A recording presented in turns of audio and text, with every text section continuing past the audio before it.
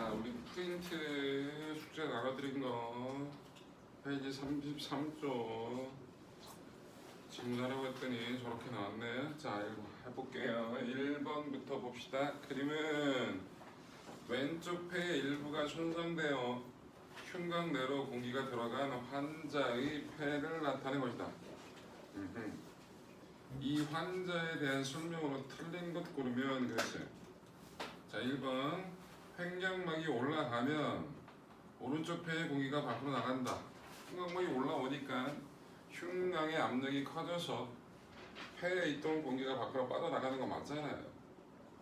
2번 흉곽의 압력은 왼쪽이 오른쪽보다 더 높다 그랬어요. 흉곽의 압력은 왼쪽이 오른쪽보다 더 높다. 흉곽 자체가 지금 어떻게 돼? 폐가 차지하고 있는 공간이 없잖아요. 그럼 어떻게 됐다고? 흉곽 자체가 그만큼 더 많이 압축이 되겠죠. 그래서 흉곽의 압력은 왼쪽이 오른쪽보다 높다가 맞겠는데 3번 횡격막이 내려가면 왼쪽의 폐와 흉곽으로 공기가 들어온다. 이것도 맞는 얘기고요. 호흡을 할 때 폐의 부피 변화는 왼쪽 폐가 오른쪽 폐보다 더 크다 그랬는데 왼쪽 폐는 흉곽하고 폐 사이에 공기가 들어와 있기 때문에 흉곽의 압력에 의해서 어떻게 됐다고 폐의 부피 변화가 생겨야 되는데 거기 구멍이 뚫려 있으니까 왼쪽 폐는 당연히 오른쪽 폐보다 부피 변화가 작다 그래야 맞겠죠. 4번이 틀렸고요. 2번 그림은 호흡 운동 모형을 나타낸 것이다 그랬어요. A 과정 보시면 A 과정이 일어났으면 어떻게 됐어요? 흉곽의 부피가 커져요, 작아져요? 그 안에 있는 네모 박스를 흉곽의 사이즈라고 보시면 되는 거거든요. 그럼 A 과정이 일어나게 되면 흉곽 자체의 부피가 커지냐고 작아지냐고? 작아져요? 작아져요? 아니 공간을 보란 말이야. 공간이 커졌어, 작아졌어. A 과정이 A 과정이 일어나면 A 과정이요? 작아져요. 작아졌잖아. 부피가 작아졌으니까 압력이 어떻게 될 거야? 커지겠지. 그러니까 기억 A 과정이 일어날 때 흉곽의 압력이 높아진다가 맞겠고요. 니은 B 과정이 일어나게 되면 횡격막이 내려간다. 이거 맞는 거잖아. 미끄러 위로 올라갈 거고요. 횡격막이 아래 내려와 흉곽의 부피가 커지는 거죠. 니은 맞고요. 디귿 B 과정이 일어날 때 왜 늑간근이 수축하고 내 늑간근이 이완한다 그랬는데 거기 보시면 수축하면 여러분 어떻게 됐다는 얘기예요? 길이가 짧아지는 거예요. 그죠? 이완하면 어떻게 됐다고? 길이가 늘어나는 거라고. B 과정이 일어나게 되면 B 과정이 일어나면 어떻게 해요? 왜 늑간근 보실래요? 아유 발음도 안 돼. 왜 늑간근은 길이가 길어졌고요? 아니지. B 과정이 일어나면 왜 늑간근의 길이가 짧아졌고 내 늑간근의 길이가 어떻게 됐다? 길어진 거잖아요. 그지? 그러니까 수축하면 짧아지는 거고 이완하면 길어진다고 보시면 되잖아요. 이것도 맞는 표현이 되겠죠? 답이 그래서 5번 3번 그림은 건강한 사람과 염증에 의해 폐포가 확장된 폐기종 환자의 폐 일부를 관찰한 결과를 나타낸 것이다. 폐기종 환자에 대한 설명으로 옳은 것을 고른 것. 어떻게 됐다고? 폐포가 확장돼 버렸대요. 그럼 공기 출입이 그만큼 원활히 이루어지지 않겠죠? 그러니까 기억 환자는 호흡곤란을 겪는다. 맞겠고요. 니은 환자 폐포 사이의 벽이 일부 손상된 하나가 있는 게 아니라 두 개, 세 개가 합쳐진 느낌이잖아요. 그치? 맞는 얘기겠고. 이거 환자는 건강한 사람에 비해 기체결에 일어날 수 있는 폐의 전체 표면적이 폐포가 작은 방 하나가 되어 있기 때문에 혈관하고 접촉하는 표면적을 넓혀서 기체 교환의 효율을 높이는 거잖아. 그치? 그러니까 이것은 틀렸다. 전체 표면적이 작아졌다 그래야 맞겠죠. 답이 그래서 3번 4번 그러니까 가는 안정 상태에서 호흡할 때 폐포 안에 서로 다른 두 기체 압력 변화를 나는 폐포 단면을 나타냅니다. A가 뭐예요? A가 뭐예요? A 이산화탄소겠죠? B는 뭐예요? 산소가 되겠죠. 가자. T1에서 T2 사이, T1과 T2 사이는 무슨 일이 벌어졌어요? T1과 T2 사이는 뭐의 분압은? 산소 분압은 낮아졌고 이산화탄소 분압은 어떻게 됐어? 높아졌다는 얘기지. 맞아? 그럼 어떻게 됐다는 얘기가 이거 호기야 흡기야?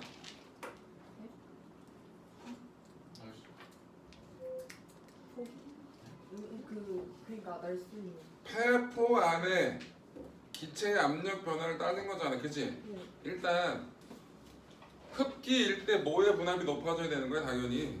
산소 분압이 높아져야 되는 거잖아, 그치? 근데 T1에서 T2 사이에서는 산소 분압이 낮아지고 있잖아, 그치?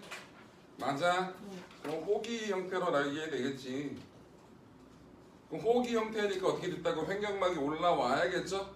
예, 그래서 1번이 틀렸네요. 2번 T1과 T2 사이는 호기니까 공기가 몸밖으로 배출되고 있다는 게 맞는 거고. 3번 나에서는 왜 호흡이 일어난다?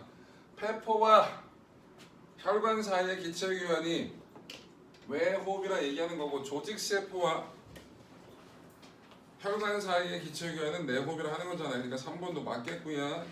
A와 B는 확산, 기체 이동의 원리는 뭐라고?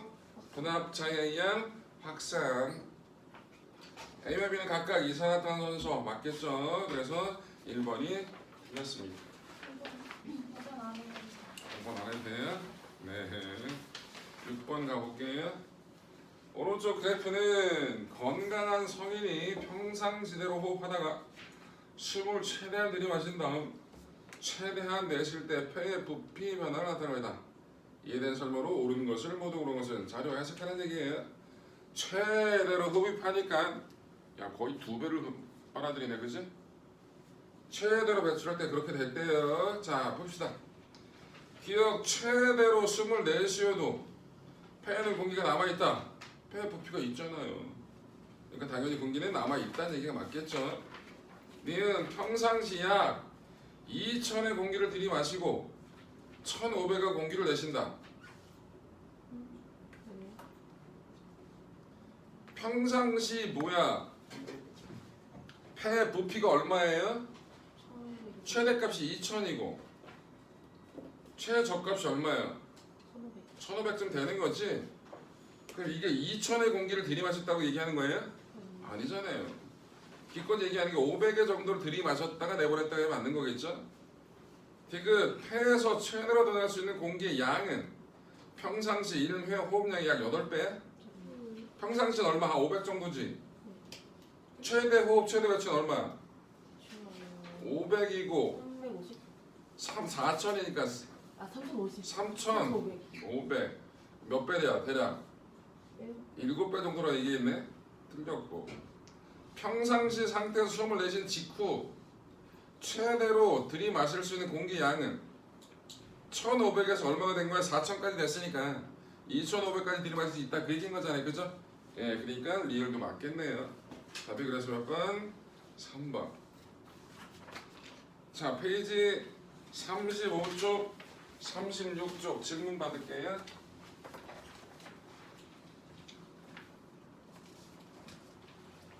(35쪽) (36쪽) 질문.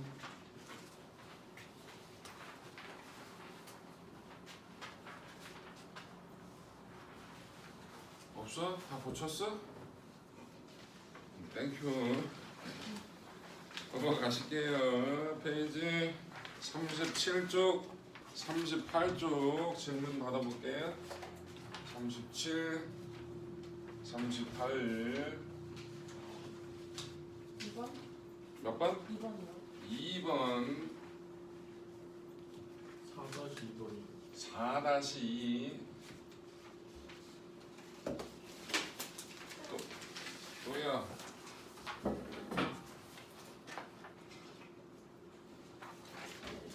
해봅시다. 2번과 4-2번. 2번. 오른쪽 그림은 사구체와 보문 주머니의 구조를 나타내는 것이다. 사구체에서 보문 주머니로 여거가 일어나는 원리를 사구체의 구조적 특징과 연관지어 설명하시오. 반응 주셔도 될 것 같아요. 죄송해요. 다 읽었는데. 까먹었다가 방 기억났어. 여러분들 사고체는 뭐가 못의 혈관이 공처럼 말려져 있는 형태로 되어 있다고 얘기했죠. 그렇기 때문에 당연히 뭐가 높다? 혈압이 높다. 압이 높으니까 혈관벽을 빠져나갈 수 있는 입자의 크기는 혈관본 바깥으로 빠져나갈 수가 있는 거잖아요. 그 과정을 뭐라 부른다? 여가라 부른다. 그래서 뭐 혈압에 의해서 압력 차이에 의해서 물질이 이동하게 된다라는 거겠죠. 자, 4-2번을 볼게요. 4-2. 자, 보시면 요소의 농도가 여과액에 비해 오줌에서 훨씬 높은 이유를 설명하시오. 요소의 양이 아니라 절대적인 양이 아니라 요소의 농도입니다. 농도. 여러분들 요소는 재흡수가 돼야 안 돼요? 되게 약간 됩니다. 요소 얼마? 대략 50% 정도. 그 이상을 버리면 좋잖아. 어차피 찌꺼기고. 그럼 뭘 써야 된다고? 에너지를 써야 된다고. 능동수성 곧 농도 차이를 역행하게 물질을 이동시키려면 에너지를 소비해야 된다고. 근데 굳이 그렇게 한 방에 많은 양의 에너지를 쓰면서 요소를 버릴 필요가 없이 지속적으로 혈액 이동에 의해서 요소를 50% 정도만 보내버리게 되면 살아가는데 문제 있다 없다? 없다. 그래서 요소는 뭐가 된다고? 기본적으로 50% 정도는 재흡수가 된다고. 그런데 물은 몇 프로가 재흡수되죠? 대략 97% 정도가 재흡수가 돼요. 그럼 요소는 당연히 농도가 어떻게 될 거야? 반만 재흡수를 했는데 물은 대부분을 재흡수했다고. 그럼 오줌에는 요소는 반이 남아있지만 물은 전체 100의 한 3분이 안 남아있잖아요. 그지? 물의 양이 확 줄었다고. 그럼 당연히 어떻게 된다고? 요소의 농도가 높아질 수밖에 없겠죠. 요거에 대한 오답이 제일 많이 나오는 게 요소가 분비가 이루어졌다 이런 표현이 나온단 말이야. 이렇게 쓰면 안 된다고. 요소는 분비가 일어난다 안 일어난다? 안 일어난다라는 거. 오케이? 그것만 정확하게 기억하시면 될 것 같아요. 요소도 재흡수가 되는데 50% 정도가 재흡수가 됩니다. 그런데 물은 97% 정도가 특별한 일이 없으면 재흡수가 된다고. 그러면 당연히 요소의 농도는 높아질 수밖에 없겠죠. 오케이? 절대적인 양이 늘어난 게 아니야. 요소 양은 줄었다고. 그런데 물이 훨씬 더 많이 줄어들기 때문에 농도가 높아졌다고 얘기를 해야 되는 거지. 그거 차이 기억하시면 되겠습니다. 내가 잘 들리는 거니까. 자, 또 질문 없어요? 그 다음에 39쪽부터 40쪽까지 질문 있으면 하세요. 2번이랑 2번이랑 저 3번 2번이랑 3-2번이랑 네 이렇게 네, 2번과 3-2번 해볼게요. 2번 표는 정상인의 심장에서 좌우 심실이 수축할 때의 압력과 이때 대동맥과 폐동맥의 혈압을 나타낸 것이고, 그림은 좌심실과 우심실 사이에 구멍이 존재하는 선천성 심장병을 앓고 있는 환자를 심장을 나타낸 것이다. 가볼까요? 좌심실은 얼마예요? 압력이 수축기 압력이 130, 우심실은 26, 대동맥 120, 폐동맥 23 이렇게 나왔네요. 자, 1번 이 환자에서 심실이 수축할 때 혈액의 흐름과 심장 각 부위의 압력은 정상인과 비교하여 어떻게 다를 것인지 설명하시오 그랬어요. 자, 일단 보시면 좌심실하고 우심실의 압력 차이가 매우 크네요. 그런데 이 심장병 좌심실하고 우심실이 구멍이 뚫렸네요. 그럼 어떤 일이 벌어질까요? 좌심실이 수축해요. 그럼 어떤 일이 벌어져요? 좌심실에 있던 피가 쭉 짜주니까 어디로 나가야 된다고? 동맥으로 나가야 될 거 아니야. 그런데 구멍이 있어. 그럼 구멍이 없는 정상인보다 좌심실의 압력은 떨어질 거고 우심실의 압력은 높아질 거야. 그럼 어떤 일이 벌어질 거야? 병상인보다 대동맥의 압력은 낮아질 거고 폐동맥의 압력은 높아지는 현상이 벌어지게 되겠지. 맞아요?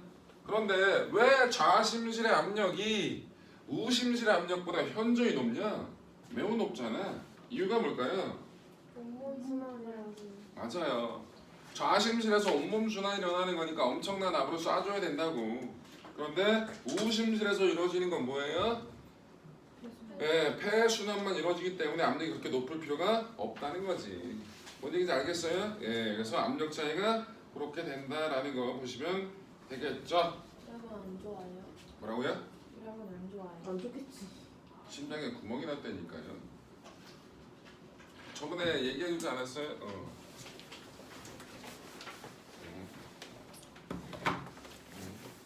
잠깐만. 준우는 카메라가 흔들리고 화면이 흔들리고 내 얼굴이 또 딥다 크게 나오고 이상한 일을 업보야 업보. 억울하면 하고 놓으면 돼.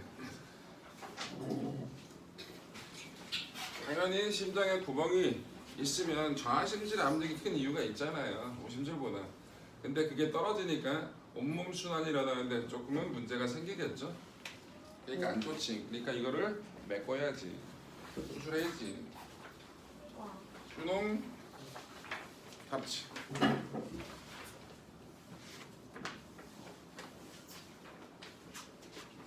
지금 몇 시냐?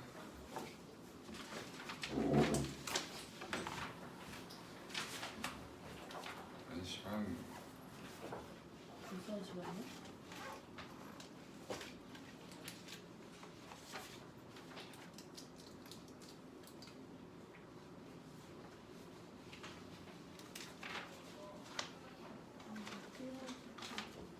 자, 3-2번 해볼게요. 3-2번. 자, 그림 가는 들숨과 날숨이 일어날 때 흉관과 폐포 부피 및 압력 변화를 뭐라고? 이름 맞았어요. 아, 그러니까 그 문제를 나도 읽어봐야 될 거 아니야, 시기야. 아, 아이, 저기. 저 3-1번인 줄 알고. 자, 2번만 읽어볼게요. 죄송해요. 2번 구강대 고강법에 의한 인공호흡 호흡을 실시하면 나와 같이 흉관과 폐포의 부피 및 압력 변화가 정상 호흡 시에 다르게 나타나는 이유를 설명하시오 그랬어요. 야, 뭐가 차이가 나냐? 구강 가장 큰 차이가 보이는 게 뭐예요?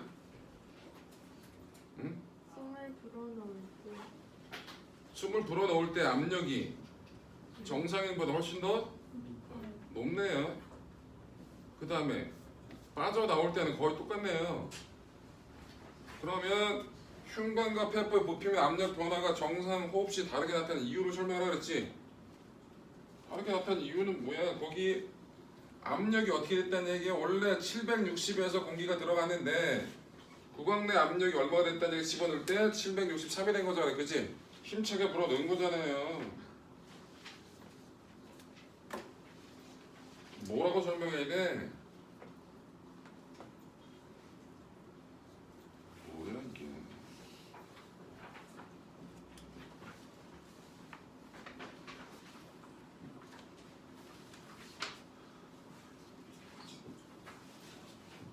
이게 누구의 호흡을 얘기하는 거냐?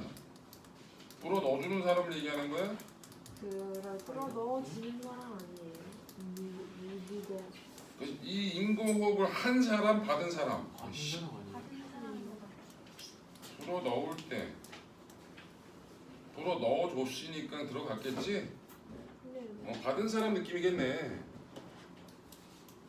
그런데 나와 같이 흉관과 폐포의 부피 압력 변화가 정상 호흡시와 달라진 이유. 야, 답에 뭐라 써있냐? 아니요? 응, 답에 뭐라 써있냐? 폐포부피가 먼저 커져서 폐포 부피가 먼저 커져서 그래서 폐가 흉관 쪽으로 커지고 그게 바뀐다고?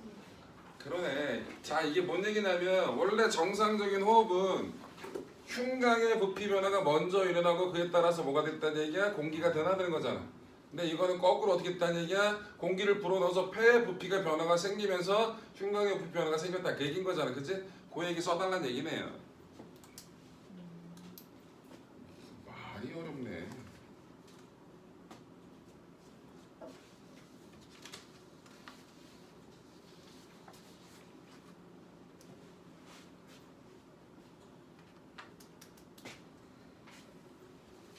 자, 우리 책에 있는 문제도 숙제가 있었나요? 아니 그랬지 않아? 있었어? 물어보잖아. 나 먼저는 있던데. 근데 그때 다 풀긴 했던 것 같은데. 채점은 안 했어? 네. 채점 해야 될 거 아니야. 사실 이쪽 거고. 몇 쪽부터? 40, 몇 쪽부터? 36. 36쪽부터 그러니까 42까지. 오케이. 36채 36쪽부터 42쪽까지 답을 불러드릴게요. 자, 36쪽 페이지 36쪽 1번에 2번 2번에 5번 3번에 4번 4번에 4번 5번 5번에 1번 6번에 2번 7번에 1번 8번에 2번 9번에 4 10번도 4 11번에 1 12번에 3 13번에 5번 14번에 4 15번에 3 16번에 2번 4번. 말도 안 돼. 응? 말이 안 돼요. 이따가 되는지 안 되는지 확인해 보자. 손모가지 걸어. 17번에 4번. 말도 안 돼. 18번에 2번. 19번에 2번. 20번에 3번.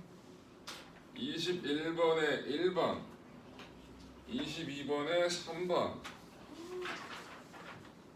23번에 2번 4번. 24번에 2번. 25번에 5번. 26번에 3번. 일단 여기까지. 자, 질문 받을게요. 4번이요. 잠깐만요. 여기다 또 써야지. 아유. 4번이요? 네. 네. 페이지 36쪽부터고요. 페이지 36쪽부터고요. 일단 4번 질문 나왔고요. 이 손모가지 16번이요. 몇 번이야? 16번이요. 8번이요. 8번. 뭐야?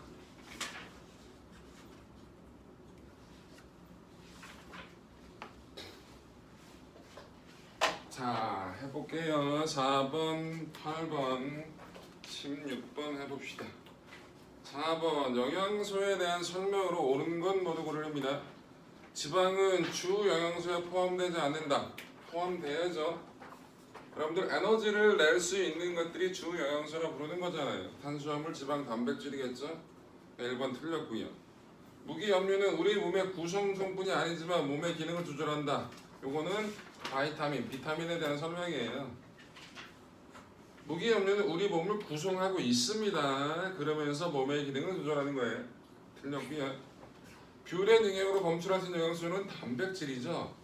벼, 보리, 밀 이거는 탄수화물이잖아요. 틀렸고요. 무기염류와 바이타민은 체내에서 합성되지 않기 때문에 반드시 식품으로 섭취해야 된다. 맞는 얘기입니다. 무기염류와 바이타민 어떻게 만들어지겠냐고. 안 만들어져요. 5번 탄수화물은 대부분 에너지로 사용되기 때문에 섭취량에 비해 몸의 구성 비율이 낮다. 그렇잖아요. 대부분의 영양소를 차지하는 게 탄수화물이잖아요. 근데 몸을 구성하는 비율은 1%가 채 안 됩니다. 그 이유는 탄수화물의 주 에너지원으로 사용되기 때문이다라는 걸 확인할 수 있는 사실이 되겠죠. 그래서 4번, 5번이 되겠습니다. 8번 소화기관 C 위네요. 위에서 일어나는 소화작용에 대한 설명을 옳은 것은 기계적 소화로 분절 운동과 저작 운동이 일어난다. 뭔 저작 운동이 일어나? 저작은 좀 이빨로 끊어내는 거잖아요. 틀렸고요. 니은 C에서 분비되는 소화 효소는 염산의 도움을 받아야 소화작용을 일으킬 수 있다. 펩신이 펩시노젠의 형태로 분비가 돼요. 여러분들 우리 몸에서 단백질을 분해하는 소화 효소는 다 활성전 상태로 분비가 됩니다. 왜 그렇죠? 몸이 단백질이라고. 맞아요. 우리 몸을 구성하고 있는 게 대부분 단백질이기 때문에 활성전 상태로 분비가 되고 몸을 보호하는 장비를 다 만들어놓은 상태에서 활성 상태가 돼야 우리 몸 소화기관들이 보호가 되고 음식물만이 소화시킬 수 있는 형태가 되기 때문에 단백질을 분해시키는 소화효소들은 활성전 상태로 분비가 된다는 것.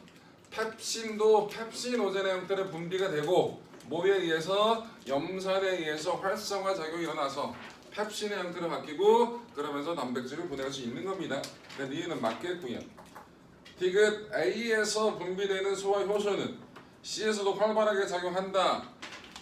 작용해요 안 해요? A에서 분비된 소화 효소가 뭐예요? 아밀레이스죠. 아밀레이스는 최적 pH가 얼마? 7이에요. 7 내지 8이라고. 그런데 위에서는 염산에 의해서 강한 산성 상태가 만들어지겠죠? 그럼 이 아밀레이스는 산성 조건에서 활성화될 수 있다 없다? 없다. 왜 그렇죠? 작용기가 산이 아니라서. 맞는 편인데 너무 들어가서 디테일하게. 그 효소의 주성분이 여러분들 뭐예요? 효소의 주성분이 단백질이에요. 단백질의 가장 기본적인 물질을 뭐라 부르죠? 아미노산이라 부르죠. 이 아미노산은 뭐에 따라서 액성에 따라서 구조가 조금씩 바뀐다고 얘기했죠. 그렇기 때문에 중성 또는 약한 염기성에서 활성 상태가 되는 놈은 산성 상태에서 활성 상태가 될 수 있다 없다? 없다라는 거. 아미노산이 액성에 따라서 구조가 조금씩 달라지기 때문에 그렇습니다. 자, 그래서 디귿은 틀렸죠. 답이 그래서 2번. 16번. 그림은 우리 몸에서 혈액순환의 경로를 나타내는 거다. 이해된 설명으로 맞는 것 고르랍니다. 혈액순환 중 온몸 순환만을 나타낸 것이다. 아니잖아. 폐로도 가잖아. 틀렸고. 좌심실 수축 시 압력이 우심실 수축 시 압력보다 훨씬 크죠. 2번 맞잖아요. 온몸을 돌아내니까. 그런데 맞아? 3번. 소장에서 흡수되는 모든 영양소는 A를 통해 심장으로 이동한다. 간을 거치는 건 수용성 양분이잖아. 그지? 지용성 양분은 간을 거치지 않는다 그랬잖아. 그러니까 틀렸고요. 4번. 폐를 제외한 몸의 다른 부분을 흐르는 순환은 온몸 순환에 속한다. 맞잖아요. 5번. 정맥은 심실 수축으로부터 가장 멀기 때문에 혈류의 속도가 가장 느리다. 혈류 속도가 가장 느린 건 정맥이 아니라 어디예요? 모세혈관이죠. 혈류 속도하고 반비례 형태를 띠는 건 뭐라 얘기했어요? 혈관의 총 단면적이라 얘기를 했죠. 예, 그래서 5번도 틀렸네. 손모가지. 제 거. 갑자기? 자, 그래서 16번에 답은 2번과 4번이 되겠습니다. 자,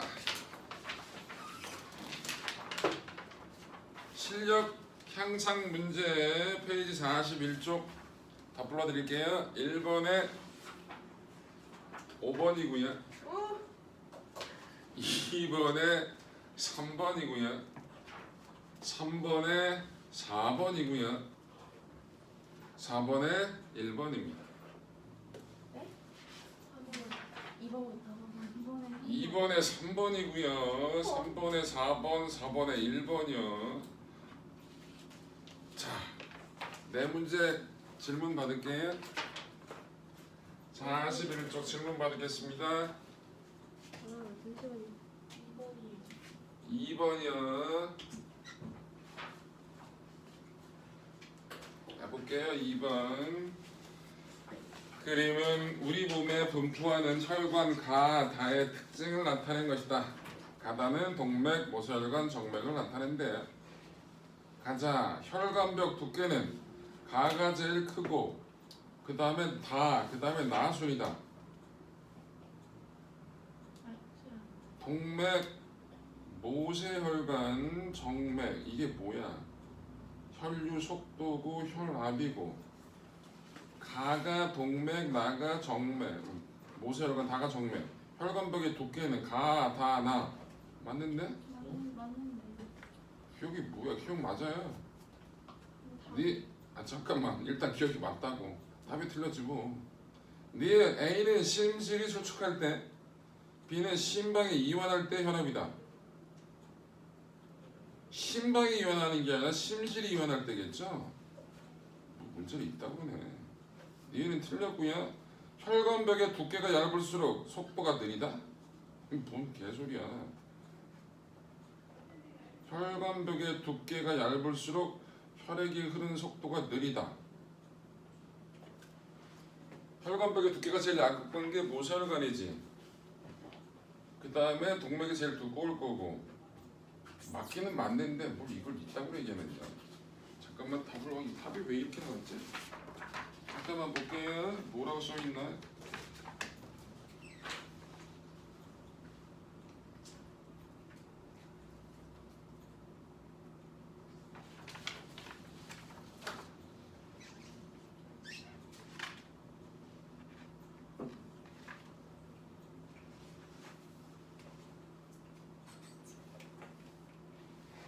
여러분들 기억을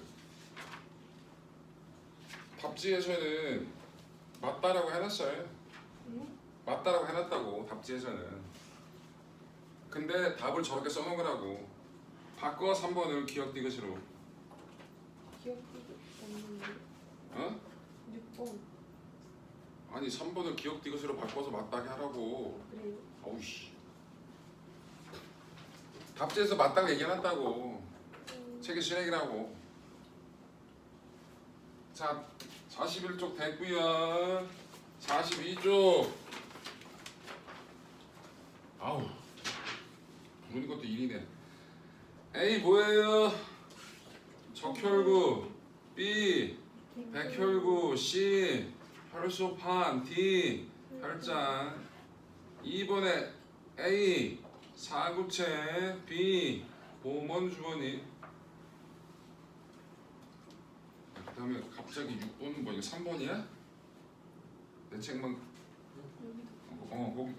거기 밑에 게 3번, 2번 밑에 3번이겠죠? 갑자기 6번 나와서 내 것만 그려졌지. 자, 3번에 답은 뭐예요? A. 4번의 답은 표면적이 넓은. 네, 표면적이 넓어서 음식 영양소와 접촉하는 면적이 넓어서 영양소의 흡수가 효율적으로 이루어진다. 5번의 답은 뭐를 늘린다? 적혈구의 숫자가 늘어서 헤모글로빈의 숫자를 많게 하기 때문에 산소 공급을 원활하게 할 수 있다 라는 얘기입니다. 6번 여과 과정에서 문제가 생기게 되겠죠? 여과 과정에서 여러분들 뭐야? 단백질은 빠져나갈 수 없는데 오줌에서 단백질이 빠져나갔다는 얘기니까 어느 과정에서 여과 과정에서 문제가 생겼다라는 걸 확인할 수 있겠습니다. 자, 질문. 연서보. 네? 네. 아니 그 숙제 있는지 몰라갖고 풀다가 여기 앞에 1, 2, 3번 정답 먼저 찾아봤어요. 1번은 네가 다 쓸 수 있을 거고 네. 3번은 답이 A예요. 네. 1번 불러드려야 돼요? 아니. 자, 다 됐나요 그러면? 됐냐? 네. 네. 그럼 뭐 할 거냐 오늘은? 아우 힘들어. 오늘은 뭐 합니까? 응? 네, 감각 기관할 거예요. 감각 기관하고 신경계. 이건 중학교 때 배웠냐 안 배웠냐? 배워요. 이거 3학년 때. 2학년 때 안 돼요. 저는 안 배웠어요. 알겠어. 중3 때 나오는 내용이라서 안 배웠다고들 하네요. 배우신 분도 있고. 자, 감각 기관 해보겠습니다. 자, 감각 기관.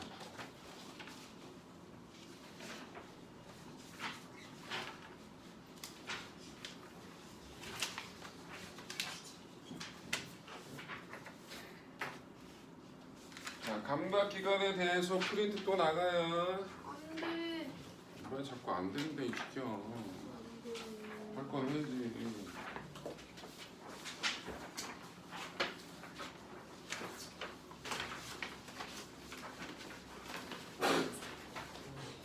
자, 이쪽 단어는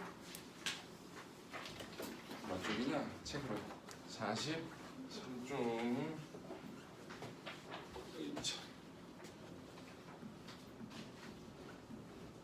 자극과 반응이에요. 큰 이름으로 어떠한 자극이 주어졌을 때 생명체는 그거에 대해서 뭐 한다고? 반응을 일으킨다고. 자, 일단 우리가 알고 있는 감각기관은, 자, 감각이라고 얘기하는 거 몇 개예요? 5개. 몇 개? 5개라고 얘기하죠. 그래서 뭐라 불러? 오감이라 얘기하잖아. 육감적으로 있다는 얘기 하잖아요, 그죠? 그렇다는 얘기는 뭐예요? 그 5개의 감각이 아닌 본인의 촉, 일명 촉, 느낌 뭐 이런 것들 있잖아요. 자, 감각 5개가 있는데 일단 뭐가 있어요? 시각이 있어요. 시각은 뭐를 자극원으로 받아들이는 거죠? 그렇죠, 빛이죠. 그 다음에 또 무슨 자극 감각이 있어요? 청각이 있겠죠? 청각은 자극원이 뭐예요? 소리. 소리. 그 다음에 또 뭐가 있어요? 미각. 후각. 후각은 자극원이 뭘까요? 냄새. 냄새. 맞아요. 좀 있어 보이게 씁시다. 향기. 기체. 냄새하고 향기하고는 차이가 뭐예요? 향기는 좀 더 좋은 냄새. 어? 아, 좋은 의미는 향기? 네. 그럼 나쁜 의미는 뭐야? 냄새. 냄새. 그러면 음식 냄새면 그거 다 나쁜 거예요? 음식 향기가 더 좋아 보이잖아. 맛이 없을 것 같은데? 이 음식은 좋은 향기가 뭔가 먹었을 때 거부감이 너 꽃 씹어 먹어봐. 별맛 없잖아. 자, 기체 상태의 화학 물질이라고 보시면 돼요. 오. 이게 기체 상태 화학 물질이 코 속에 후각 상피라는 부분이 있거든요. 거기는 항상 젖어 있어요. 그 후각 상피 부분에 이 기체 상태 화학 물질이 녹아 들어가는 거예요. 그리고 후각 세포하고 화학적으로 반응을 일으키는 겁니다. 그 후각 상피가 그래서 한 몇십 분 정도 있게 되면 어떻게 됩니까? 공기 중에 많이 노출이 되면 어떻게 오염이 되죠? 그 오염된 액체는 어떻게 해요? 목으로 넘겨요. 오. 여러분 그거 느껴요? 그래서 살짝 뭔가 냄새를 맡으면 맛이 나는. 응? 뭔 개소리야. 냄새를 맡으면 약간 맛이 난다. 약간 좀 목으로 넘긴다고요. 그럼 목으로 넘기는 건 못 느껴요. 이 진짜요? 목으로 넘기는 양이 한 2리터 정도 돼요. 느껴지. 코에 있던 액체가 오염되면서 넘기거든요. 그걸 밖으로 낼 수는 없잖아. 2리터를 코를 질질 흘리면 어떡하냐고. 그러니까 목으로 넘긴다고. 근데 이 목으로 넘기는 과정에 이 후각상피 부분이 감기에 의해서 증상이 오염이 심하게 되는 경우가 있어요. 그럼 뭐가 생기는 거예요? 가래? 아니 왜 코에서 가래가 냄새가 안 생긴다는 난다. 아니 보통 가래는 이 기관지 쪽에서 생기는 거잖아요. 아, 코에 있는 건 코지 왜 갑자기 코에 있는 걸 가래라고 얘기하냐고. 코를 풀었더니 가래가 나와서 이상하잖아. 그 누런 코가 여러분들 보통 그렇게 오염이 심하게 됐을 때를 보통 그렇게 생각하시면 돼요. 그러니까 여러분들 콧물, 맑은 콧물 있잖아요. 더럽다고 하지 마세요. 여러분들이 한 2리터씩 먹으니까. 저는 가끔 맑은 콧물이 나오던데. 콧 그거는 나잖아. 이쪽이 뭔가 맛이 가서 그런 거예요. 좋은 게 아니에요. 오. 뒤로 넘겨야 되죠. 왜 앞으로 나와요 이게. 몸뚱이가 이상해진 거라니까요. 오. 자, 그 다음에 미각이라는 게 있겠죠. 얘는 뭐예요? 음식. 아, 그거 음식인데 이것도 액체 상태의 화학 물질이라고 얘기하시면 되겠습니다. 나는 고체도 먹는데요. 예, 그게 맛을 느낄 때는 액체 형태로 돼야지만 느낄 수가 있다는 거. 자, 그 다음에 피부 감각이라는 거 있죠. 피부 감각에는 5개의 감각이 있습니다. 뜨거운 거. 잠깐만요. 일단 통각이 있고요. 아, 통증. 아, 이렇게 글씨가 안 써지네. 피부 감각은 5개가 있어요. 통각, 간지러운 거. 간지러운 거. 그건 없어. 압력, 눌림을 느끼는 압각이 있고요. 만져짐을 느끼는 촉각이 있고요. 그 다음에 차가움을 느끼는 냉각, 뜨거움을 느끼는 온각. 간지러운. 간지러움은 촉각이겠지. 그리고 간지러움은 네가 위협을 느끼는 거예요. 오. 네가 네 몸을 간지럽혀 보세요. 간지러워요?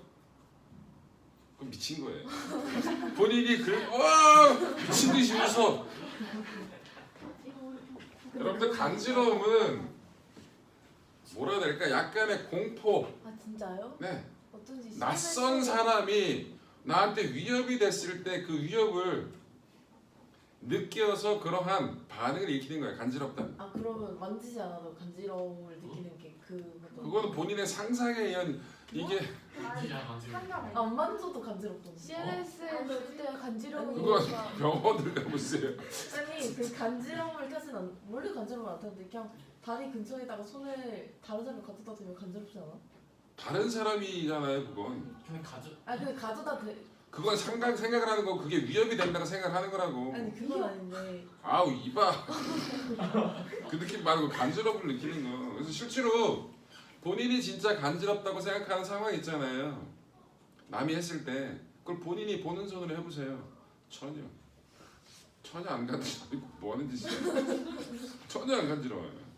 간지러운가? 아 간지럽게 봐. 자 그래서 아, 간지러운데? 인식하고 있잖아 누나. 배를 긁으면서 안 간지럽다는 건 도대체. 자 그런데 이 각각의 감각 기관마다 받아들이는 자극원이 같아요, 달라요? 다릅니다. 그래서 이러한 각각의 감각 기관마다 자극원이 달라요. 그래서 그 각각의 감각 기관에 받아들이는 자극을 뭐라 부른다? 적합 자극이라 불러요. 뭐라 부른다고? 적합 자극. 그 시각의 적합 자극은 뭐다? 빛이다. 이런 식으로 표현하는 거로. 적합 자극이 뭔지 알겠죠? 자 그래서 저거. 자 역치라는 게 있습니다. 역치. 거꾸로 남 이빨. 역치는 반응을 일으킬 수 있는 최소한의 자극 세기를 역치라고 합니다. 여러분 빛을 비췄는데 아주 약하게 비췄어요. 느껴 못 느껴? 못 느껴. 역치 이하의 반응이라서. 역치는 저거예요. 여러분들 잠을 깨우는데 아주 작은 목소리로 야 일어나. 못 일어나요? 못 들어요. 그래서 역치라는 개념이 뭐다? 자극원이 있었을 때 반응이 일어날 수 있는 최소한의 자극의 세기를 뭐라 부른다? 역치라고 불러요. 자, 요게 자극의 세기고요. 이게 반응의 크기예요. 자, 특정 값에서는 반응이 일어난다, 안 일어난다? 안 일어나요. 특정 값 이상에서부터 반응이 일어나는데 이렇게 나옵니다. 뭔가 이상한데? 단일 세포에서는 저래요. 자, 그럼 요 값이 뭐예요? 요 값은 뭐라 부른다고? 역치. 요 값이 역치예요. 근데 뭐가 이상하지 않습니까? 왜 자극이 세져도 반응이 크기가 변화가 없어요. 세포 하나는. 근데 뭔가 이상. 자, 요거 실무율이라 불러요. 뭐라 부른다고? 실무율. All or nothing. nothing이 이건가? 네. 아예 반응이 없든지 있으면 일정하든지를 나타내는 거 뭐라 부른다고? 실무율이라 부릅니다.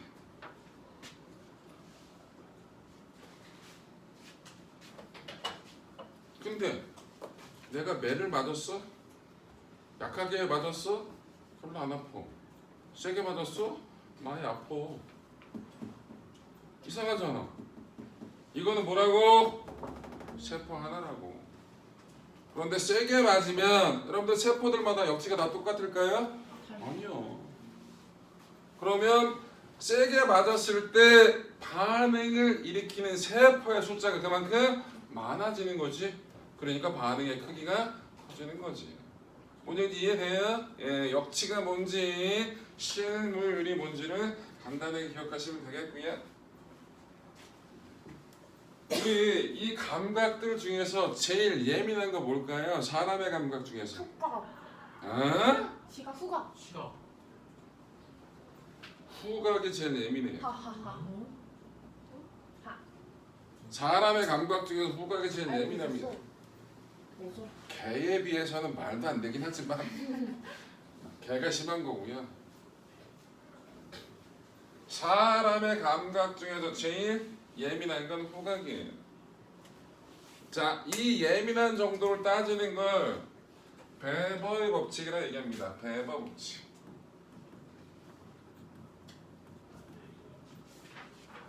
자, R1분의 K는 R1분의 R2 마이너스 R1.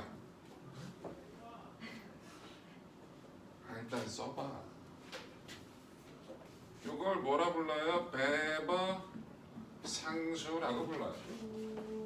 이 R은 처음 자극 세기예요. R2는 그럼 뭐일까요? 빠중 자극이 있죠. 이게 뭘까요? 뭐 이렇게 쓰고 R1분의 델타 R이라고 써야지. 처음 자극이 있었는데 나중에 자극의 변화를 느낄 때는 특정값 이상의 변화가 있어야지만 느낀다는 뜻이에요. 이게 뭔 얘기냐면 내 다리가 차 바퀴에 깔렸어요. 그 깔려있는 상태야. 씨발 개 아파요. 근데 가은이가 그걸 보더니 와 이거는 찬스. 그랬더니 얘가 책을 하나 더 얹었어. 더 아프라고. 더 아픈 걸 느낄까? 못 느껴. 왜? 처음 자극이 너무 커. 근데 거기다가 이만큼 더 얹었어. 오, 책가루 넣은 걸 느껴. 와 그게 하나하나 다 느낀다고 생각해. 얼마나 끔찍하냐. 못 느낀다고. 그러면 이게 이 값을 나타내는 게 베버 상수인데요. 그럼 베버 상수가 큰 게 예민한 걸까요? 베버 상수가 작은 게 예민한 건가요? 작은 거. 그래서 실제로 저거를 다 일일이 실험했을 때 후각이 베버 상수가 제일 작게 나와요. 그래서 후각이 제일 예민하다고 얘기를 하는 겁니다. 근데 이제 아시겠죠? 예, 그래서 사람마다 차이가 살짝씩 있나요? 뭐라고요? 사람마다 차이가 살짝씩 아 그럼 당연히 있죠. 그러니까 제 말은 후각이 제일 예민하지 않은 사람이 있나요? 아니야. 그 병이 걸리지 않은 이상 그게 큰 차이가. 사람마다 각각의 감각 기관만의 정형화된 수치를 보여줄 수는 없지만 기본적으로 사람일 경우에는 후각이 근데 진짜 말도 안 되게 특별하게 말 그대로 다른 감각이 되게 발달된 사람이 있을 수도 있겠죠. 생명은 워낙 다양한 형태로 이상하게 나오는 경우도 있으니까. 예, 근데 일반적으로 그렇지 않다라는 거. 그래서 베버 상수가 작을수록 예민한 거다라는 거. 자, 기본적인 얘기 해드렸고요.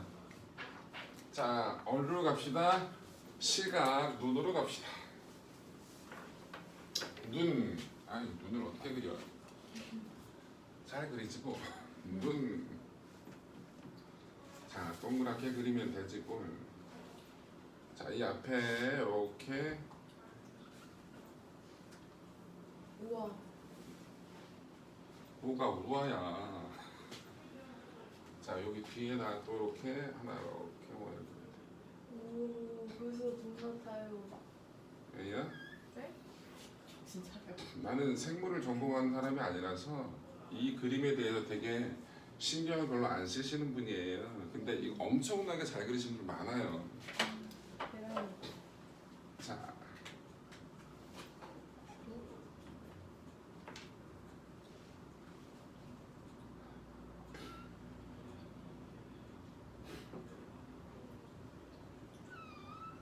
어휴, 대충 그렸다.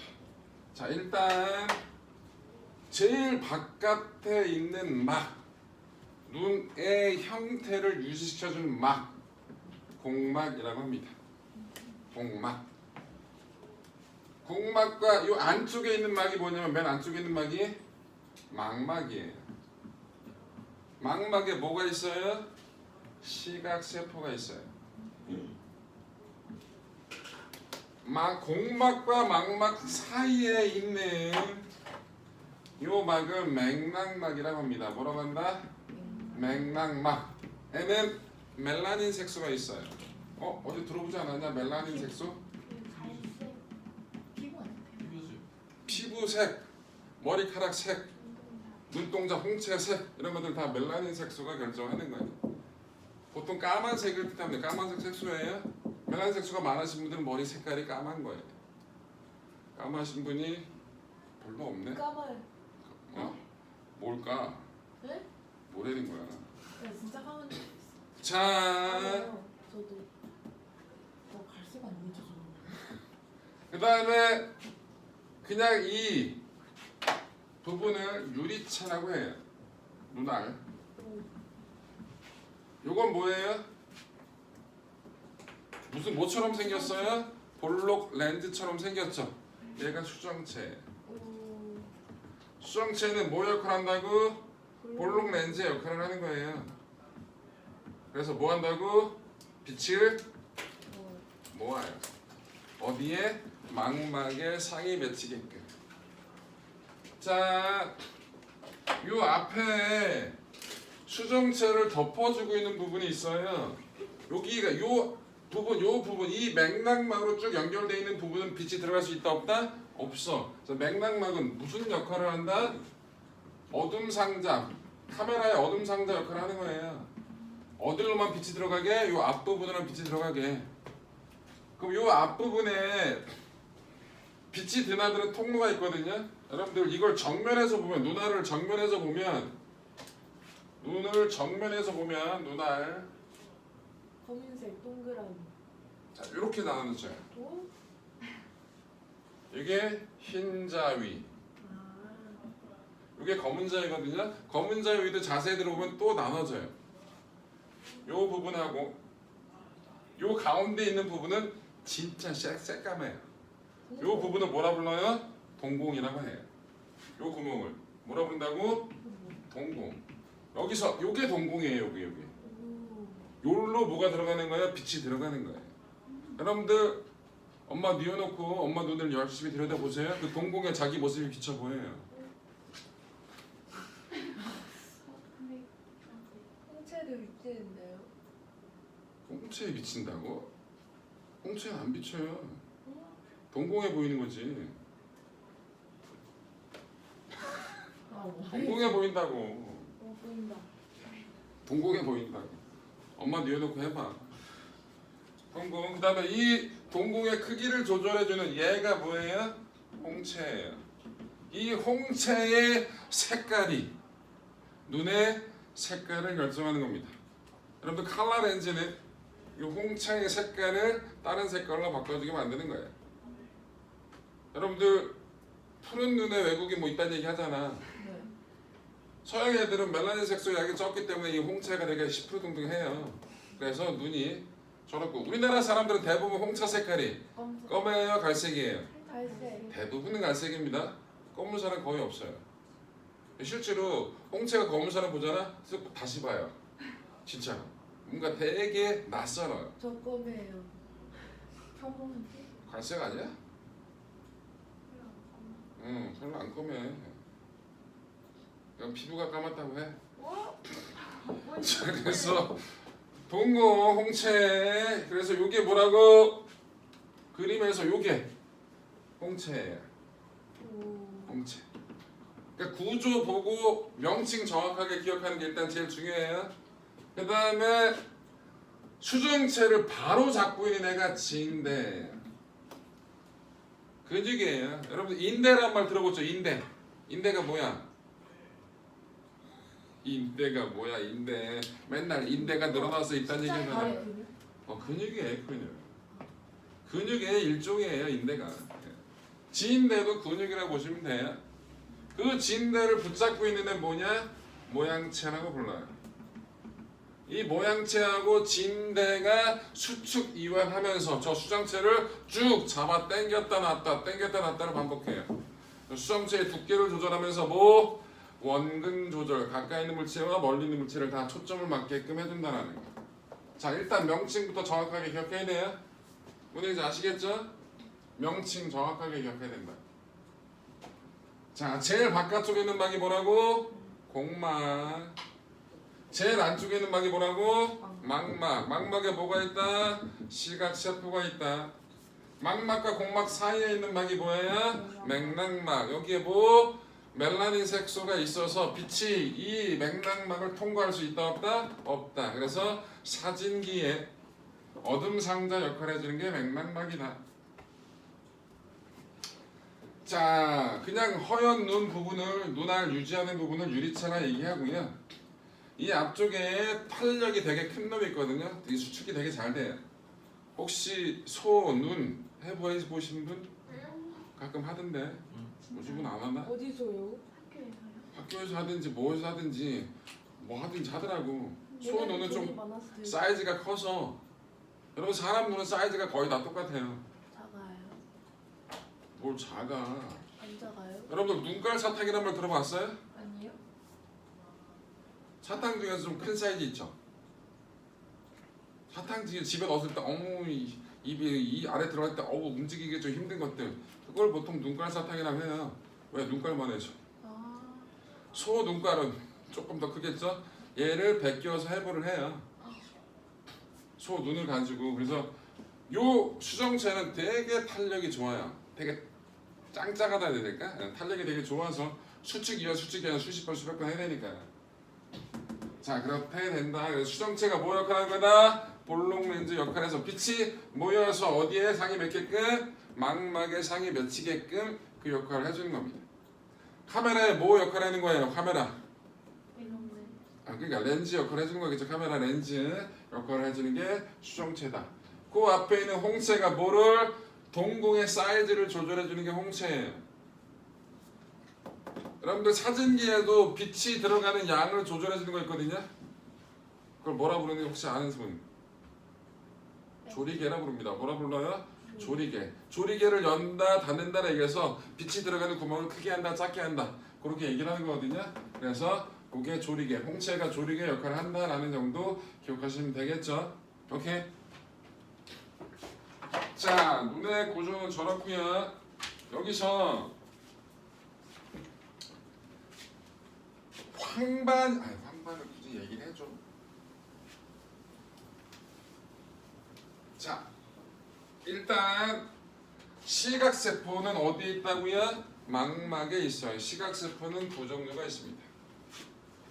시각세포 두 종류가 있어요.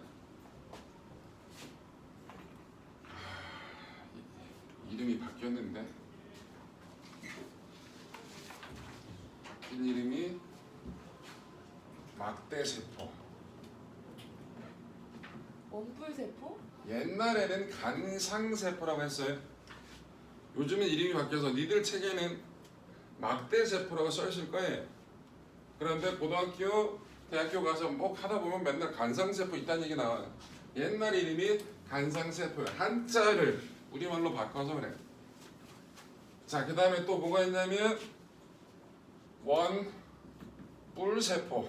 오, 예전에는 원추세포라고 했어요. 이 추도 한자어잖아요. 원뿔, 원추 똑같은 말이긴 하지만 자, 막대세포는 뭘 구별한다? 명암, 밝고 어두운 정도 형태를 구분하는 게 막대세포가 해요. 원뿔세포는 색을 구별합니다. 이 원뿔세포가 없으면 색을 구별 못하는 거예요. 개는 원뿔세포가 없어요. 개는 그래서 컬러를 구분 못해요. 우리 집 개는 빨간색을 좋아해요. 사기치는 거예요. 빨간색인지 몰라요. 빨간색을 여러분들 흑백 사진을 찍으면 그렇게 보여요. 회색으로. 회색이 밝냐 어둡냐 그 차이뿐이지. 강아지가 빨간색을 좋아해요라는 건 그 빨간색에서 뭔가 좋은 냄새가 나든지 뭐든지 등등등 색을 구별하지 못합니다. 자, 그래서 색을 구별하는 게 뭐다? 원뿔 세포가 있고요. 원뿔 세포는 세 종류가 있어요. 빨강, 초록, 파랑. 맞아요. 척 원뿔 세포, 녹 원뿔 세포, 청 원뿔 세포가 있겠죠. 빨강, 초록, 파랑, 요 세 가지. 빛의 삼원색 R, G, B에 해당하는 세포가 있어가지고 그 각각의 원뿔 세포들마다 빛의 색깔에 따라서 반응하는 정도가 달라요. 그 정보가 뇌로 올라가게 되면 한 100여 가지의 색깔을 뇌에서 구별할 수 있다라는 거예요. 그래서 색을 구별하는 건 무슨 세포다? 원뿔 세포다. 실제로 얘는 모양이 끝이 뭉뚝해요. 그래서 막대세포예요. 원뿔 세포의 끝이 살짝 뾰족해요. 그래서 원뿔 세포 모양 가지고 구별할 수 있습니다. 자, 저렇게 된다라는 거고요. 이 망막도 가운데 부분에 뭐가 세포들이 몰려 있을까? 그런데 원뿔 세포가 가운데 많이 있을까요? 막대 세포가 가운데 쪽에 많이 몰려 있을까요? 이게 특징이 있거든요. 여러분들 색은 빛이 강할 때 구별이 잘 돼요? 빛이 약할 때 구별이 잘 돼요? 당연히 강할 때 잘 돼요. 해 뜨기 시작할 때 와 색깔이 구분 미친 거지. 빛이 약한데 뭐가 색깔이 구분이 되냐고. 그래서 원뿔 세포는 망막 가운데 쪽에 많이 몰려 있고요. 간상 세포는 전체 골고루 퍼져 있다고 생각하시면 돼요. 오케이? 자, 황반이라는 용어가 나와요. 황반, 맹점 용어 정도만 아시면 되는데 황반은 시각 세포가 몰려 있는 부분이에요. 그러니까 몰려 있다. 그래서 황반에 보통 뭐가 맺힌다고? 상이 맺히는 거예요. 맹점은 시각 신경이 지나는 곳이에요. 시각 신경이 지나가는 곳이라고. 그럼 여기에는 시각 세포가 망막에 있는 점이에요. 시각 세포가 존재한다 안 한다? 없어.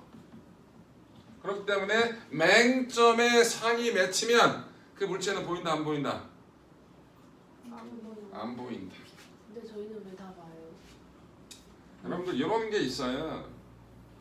여기 이렇게 동그라미 해놓고 여기 X 해놓고 요거를 보통 몇 센치? 한 10cm? 채 안 되게 한 6, 7cm 되게 해놓고 하나에 집중하는 거예요. 얘. 가까이 해놓고 그 다음에 조금씩 눈을 띄어 멀리. 그럼 어느 순간에 얘가 안 보여요. 어느 순간에. 해봐야지. 얘에 집중해놓고 쭉 가다 보면 얘가 어느 순간에 시야에 사라져요. 나중에 한번 해보세요. 시야에서 사라져요. 그럼 이 놈에 만든 상이 어디에? 맹점에 맺혔다는 얘기예요. 자, 그래서 실제로 시각 신경이 지나가는 길이라서 시각 세포가 존재하는 부분이 있거든요. 거기에 상이 맺혔을 때는 물체가 보인다 안 보인다? 안 보인다. 그거 나중에 네가 찾아가지고 한번 해봐. 이따 치는 실발 그러고 하면 되잖아. 자, 그래서 황반이 뭐다, 맹점이 뭐다라는 거 용어가 별로 중요한 용어는 아닌데 정표 드렸고요. 자, 그 다음에 명암 조절을 설명해 드릴 거예요. 명암 조절. 자, 밝을 때 여러분 동공이 커져야 돼요, 작아져야 돼요? 밝을 때 작아져야 돼요. 동공이 작아져야 돼요. 동공이 작아지려면 홍채가 여러분 눈을 보시면 자 보세요. 이게 아까 썼던 거 이건데 이렇게 돼 있는데 뭐가 움직이는 걸까요? 요 바깥쪽에 있는 파란색이 움직이는 걸까요? 아니면 이 안쪽에 있는 빨간색이 움직이는 걸까요? 빨간색, 파란색. 네 눈은 이 파란 게 움직인다고? 오. 갑자기 검은색이 확 와 이씨 개 무서운데? 우와. 그런 동물이 있긴 있어요. 근데 잘하고는 안 그래요. 아닌데? 뭐 동물이 뭔지 몰라. 내가 알 거 아니야. 무섭다. 모른다고. 카멜레온인가? 하여튼 이 바깥쪽에 동공이 갑자기 검은자위가 커진 애들이 있어. 근데 검은자위 검은 자위가 커진다는 얘기 무슨 소리? 저는 야이씨 아까 저 그 빨간색 쪽이 줄어든다는 소리였는데.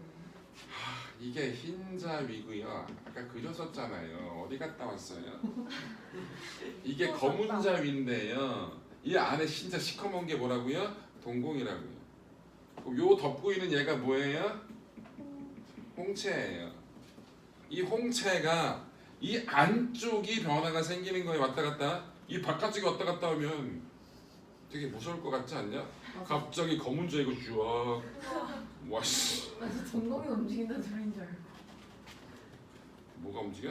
그저 빨간 그 동공이 움직인다는 줄 알았어. 여러분들 마찬가지 엄마를 눕혀놓고 갑자기 빛을 들이대요.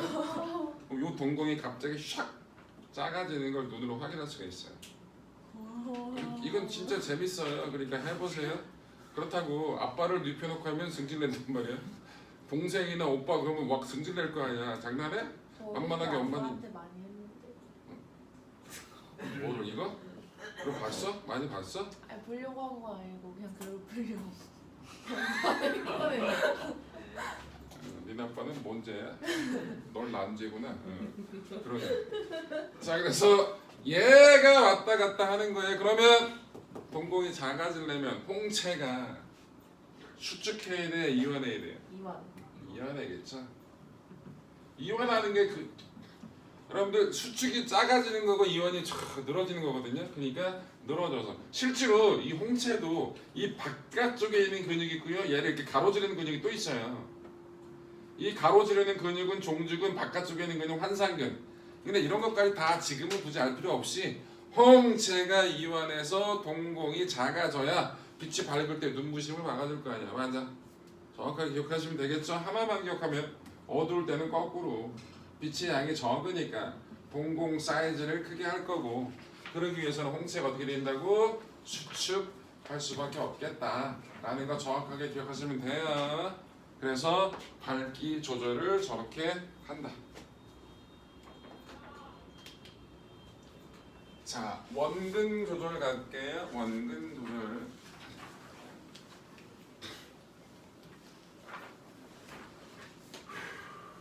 우리 몇 시에 쉬어요? 20분이에요. 40분에 10분 쉬나요? 네. 20분 쉬어요. 잘려. 20분 쉬고 싶지 나도 쉬는 거 좋아해. 자, 원근 조절. 자, 수정체를 뭐야 이거 왜 이래? 어제 밤에 여러분들 그거 뭐냐 그거? 아니 그거 밤에 한 2시쯤에 맞아요. 그거 오지 않았어요? 봤어요. 그거 그 뭐 재해 경보 그런 거 네, 있잖아. 그 지진 맞아요. 지진. 지진. 충북 어디에서 지진 났다고. 갑자기 뭐 4점 몇이었다가 갑자기 3.7로 바뀌었던데. 그래서 우리 4.2에서 3.7로. 그걸 느낀 사람이 어디 있어? 근데 그 동네에서는 뭐야 살짝 건물이 살짝 부서지고 등등 있었나 봐. 생각보다. 근데 나 깜짝 놀라서 갑자기 찡찡거리길래 그 알람은 되게 크게 하잖아요. 찡찡거리잖아. 동시에 찡찡찡거리기 뭐야 이거. 안 그래도 나라도 뒤숭숭하고 나도 추워 죽겠는데 찡찡찡 깜짝 놀랐어. 자 여기가 수정체야. 아 여기 원래 그런다 그랬지? 원래 왜 그래? 그 밑에 현대자동차. 근데 그거는 위에서 온 거 아니야 방금? 현대자동차에서 뭔가 작업하고 쿵쿵하는 거 할 때? 아 그거 대단하다. 개무서운데? 솔직히 교원 부모님인데 야 구몬에서 뭐 뛰 놀진 않을 거 아니야. 할 수도 있지. 자 어? 여러분들 수정체를 바로 붙잡고 있는 게 진대예요. 이 진대를 선모체라고 배우나 본데? 책에 선모체라고 나와 있나 봐봐. 성모체예요. 선모체예요? 네. 근데 뭔가 합쳐서 성모체인 거 같아요. 뭐라고요? 어디서 안 보여? 이런 선모 아씨 이거 봐 이거. 뭔가 성모체. 선모체예요? 저기 지금. 선모체예요? 모양체는 안 나오죠? 네. 이거 선모체랑 쓰자. 모양체를 선모체. 야 거기 책에 뭐라고 써 있냐? 가까울 때. 가까울 때요? 선모체가 수축하여 수정체가 잡고 있습니다. 선모체가 수축이래? 네. 그럼 모양체가 선모체네.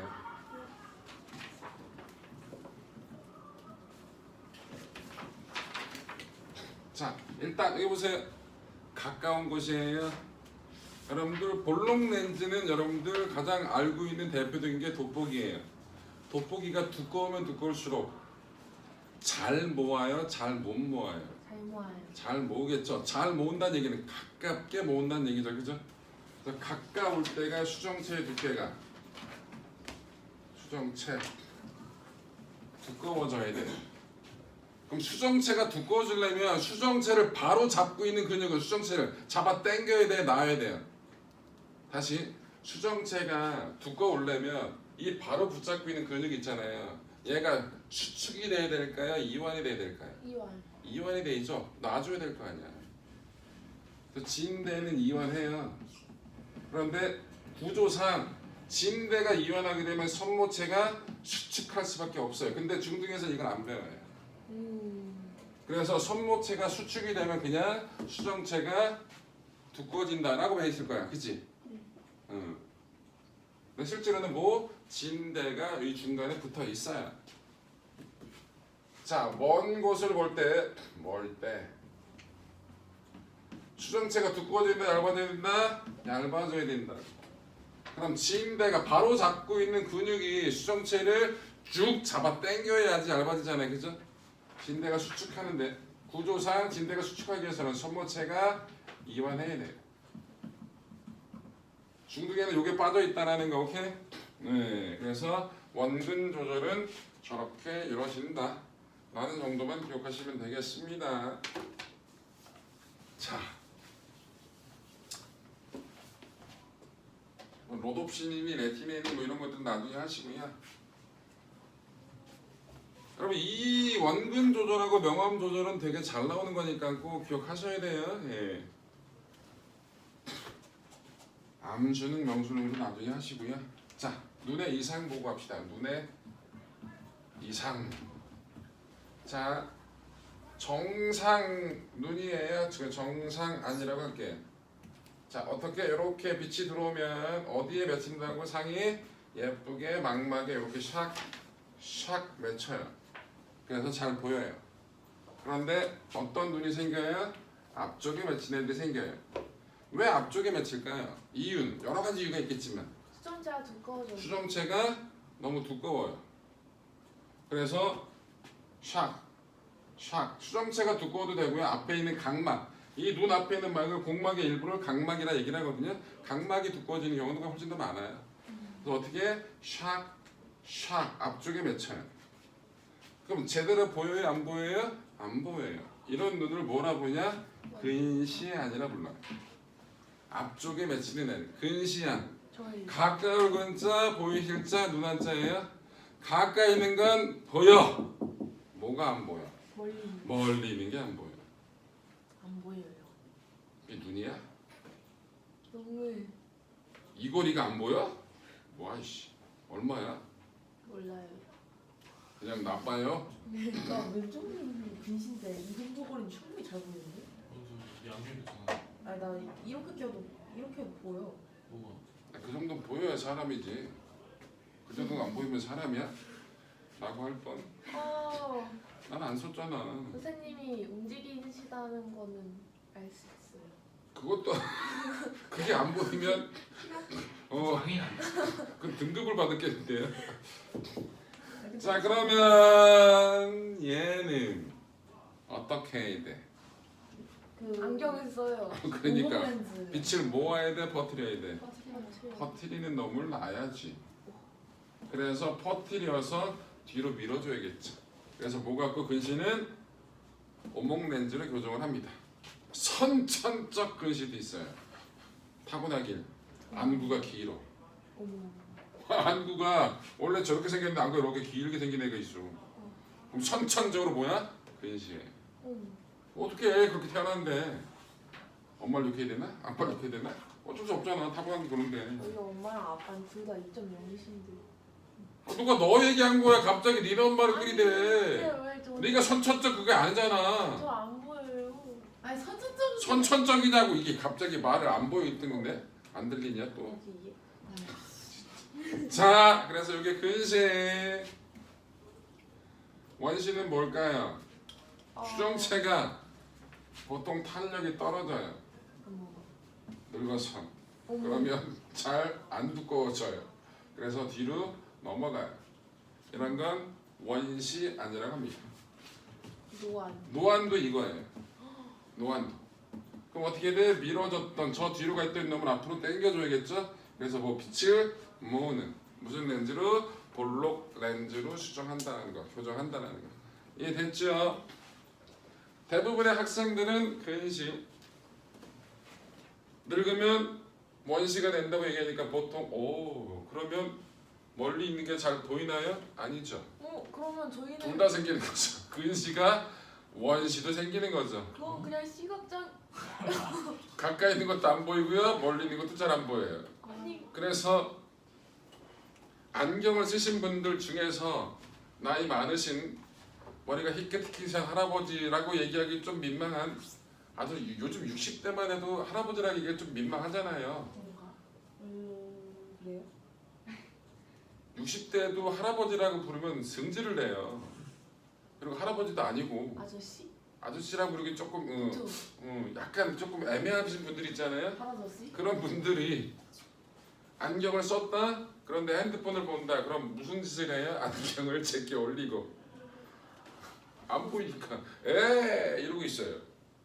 안 보여서 그런 거예요. 불쌍한 거예요. 어머.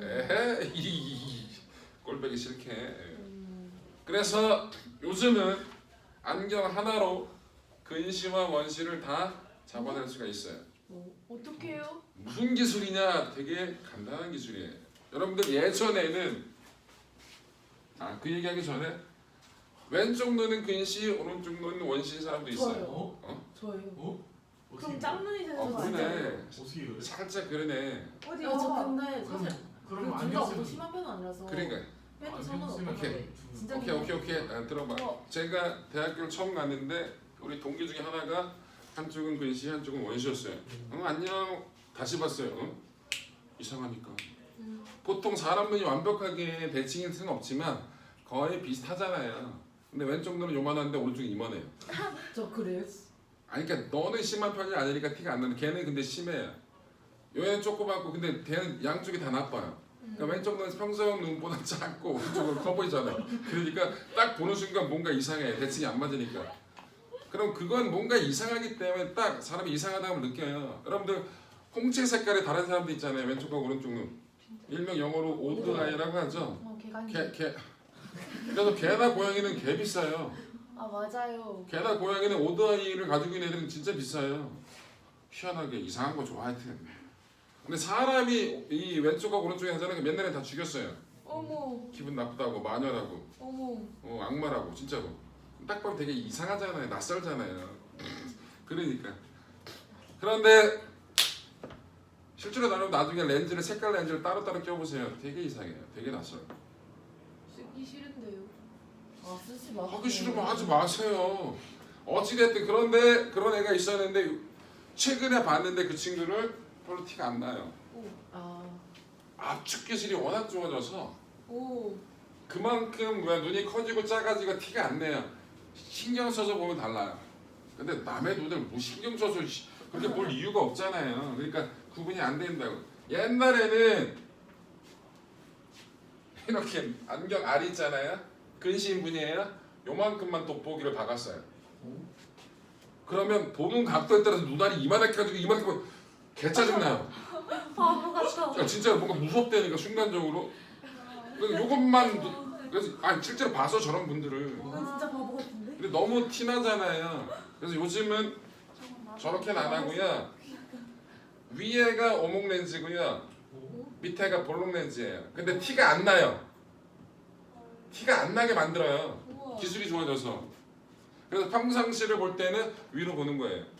멀리 보니까. 책을 볼 때는 살짝 눈을 깔아요. 책을 볼 때는.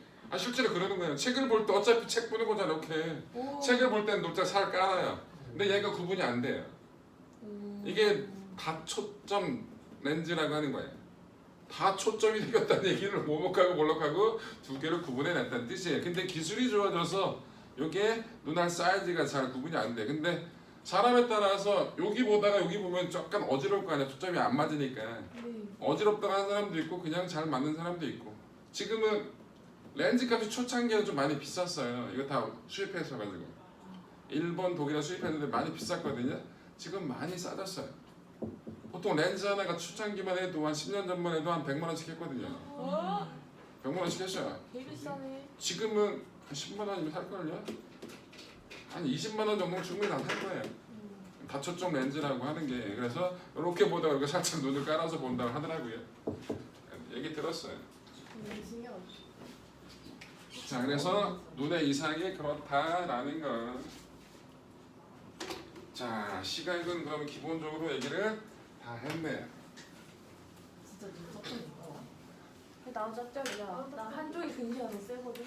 그래서 짝짝이가 됐거든. 나 이쪽이 조금 더 작은 거. 근시가 센 게 짝짝인 게 무슨 아, 말이야? 쌤 진짜 안경 두께를 보세요. 여기 훨씬 두꺼워. 근데 그건 나도 그래. 어? 그렇긴 하다. 그쵸? 야, 무슨 안경이? 개 두꺼워요. 어. 나도 여기가 두꺼워. 왜? 오, 나는 좀 심해. 뭐야? 나 근데 나는 여기가 두꺼워. 나 내 거 하면서 나 별로 안 야, 쎄. 안경을 안 쓴 사람이 없네. 거의 다 썼네. 공부를 열심히 해서 못쓰네. 아, 이거 쓰면 선생님 얼굴이 안 보여. 나 평소에 안경 잘 안 쓰고 다니잖아. 아, 그게 그거네. 쌤 얘는 한쪽이 원시고 한쪽이 근시니까 멀리 볼 때는 한쪽 눈 감고 가까이 보면 안 돼. 그게 더 중요해. 이거 아니지. 나는 둘 다 원식인식이 별로 안 심하니까 그냥 보는 거지. 아, 그래. 그런 거였어? 어. 근데 안 쓰면 더 나빠질 수 있으니까 쓰라고 얘기를 하는 그래서 거야. 쓰는 거죠. 공부할 때. 자, 나도 살짝 노안이 오긴 했는데 심하진 않아서 내가 실제로 이걸 보는데 이러고 보면 창피하잖아. 은퇴해야지 그럼. 창피하게 에이 안 보이 이 뭐야 이게. 원래 보통 일반적인 사람 눈은 명시거리라고 해서 제일 잘 보일 때 거리가 25cm 정도라고 얘기를 해요. 25cm 정도가 보통 일반 사람이 한 뼘보다 좀 더 가야죠. 딱 이 정도. 딱 이 정도예요. 요게 27cm예요. 요게 이게 27cm. A4가 27이에요. 그러니까 생각보다 가깝지는 않아요. A4가 한 30cm가 조금 안 되거든요. 선생님 이렇게 하면 안 보이시죠? 이렇게 보이면 이상한 거잖아요. 뭐래? 좀 보여요. 넌 보인다 그렇게 해? 네. 아니 이렇게 해요. 근데 솔직히 이렇게 해도 엄청 잘 보이진 않잖아. 아니야 나 진짜 보여. 보이겠지 당연히. 야 그럼 눈알이 몰리잖아. 그런가? 그러지 말라고.